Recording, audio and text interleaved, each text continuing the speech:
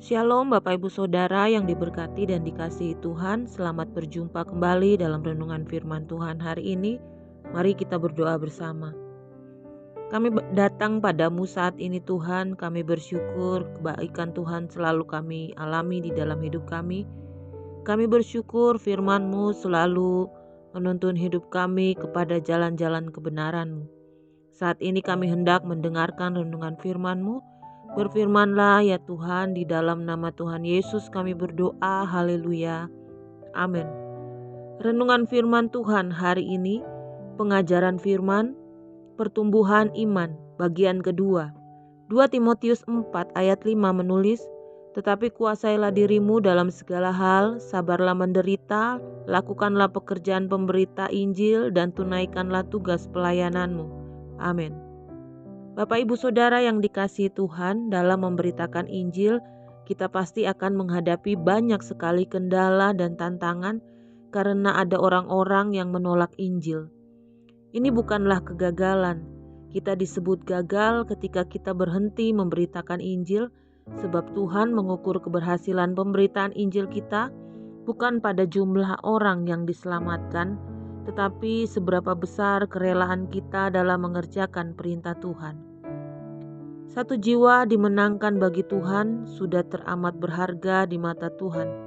Firman-Nya menulis, demikian juga akan ada sukacita di surga karena satu orang berdosa yang bertobat, lebih daripada sukacita karena 99 orang benar yang tidak memerlukan pertobatan.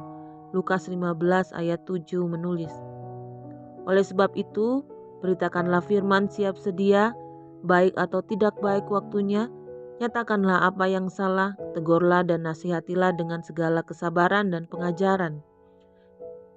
2 Timotius 4 ayat 2 menulis, sebab siapa senantiasa memperhatikan angin tidak akan menabur, dan siapa senantiasa melihat awan tidak akan menuai.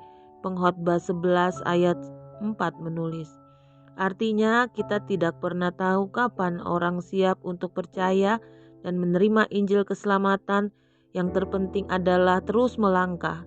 Selama masih siang akan datang malam di mana tidak ada seorang pun yang dapat bekerja. Yohanes 9 ayat 4 menulis. Ladang sudah mulai menguning. Tuayan memang banyak tetapi pekerja sedikit, karena itu mintalah kepada Tuhan yang empunya tuayan supaya ia mengirimkan pekerja-pekerja untuk tuayan itu. Matius 9 ayat 37 sampai 38. Dalam memberitakan Injil, kita bukan hanya sekedar menyampaikan dengan sambil lalu, melainkan kita harus berusaha sedemikian rupa sampai orang tersebut mengenal dengan benar siapa Kristus. Ini membutuhkan proses, yaitu melalui tahapan pengajaran secara kontinu atau terus-menerus. Dasar pengajarannya adalah Alkitab, firman Tuhan. Jadi apa yang kita ajarkan kepada orang lain haruslah selaras dengan apa yang Tuhan firmankan. Tidak boleh menyimpang, dan yang terutama sekali, ketika mengajar orang lain, kita sendiri harus punya kehidupan yang seturut dengan firman yang kita ajarkan. Jadi Bapak Ibu Saudara yang dikasihi Tuhan, seorang pemberita Injil harus tinggal di dalam firman Tuhan dan yang mampu mengajar dengan keteladanan hidup. Amin. Mari kita berdoa. Terima kasih Tuhan untuk firman-Mu yang sudah kami dengar saat ini. Mampukan kami menjadi pelaku-pelaku firman Tuhan di dalam kehidupan kami sehari-hari. Tindakan kami, perkataan kami mencerminkan Kristus di dalam hidup kami. Berkati para pendengar, Tuhan tolong yang sakit diberikan kesembuhan, berbeban berat dan letih lesu Tuhan berikan penghiburan di dalam nama Tuhan Yesus. Berkati bangsa dan negara kami, Tuhan tolong campur tangan atas semua yang terjadi di bangsa kami. Bangsa kami ada di hati Tuhan. Berkat-Mu melimpah sepanjang hari ini, hanya di dalam nama Tuhan Yesus kami berdoa. Haleluya, amin. Selamat beraktivitas, Tuhan Yesus memberkati kita semua dengan limpah hari ini. Amin.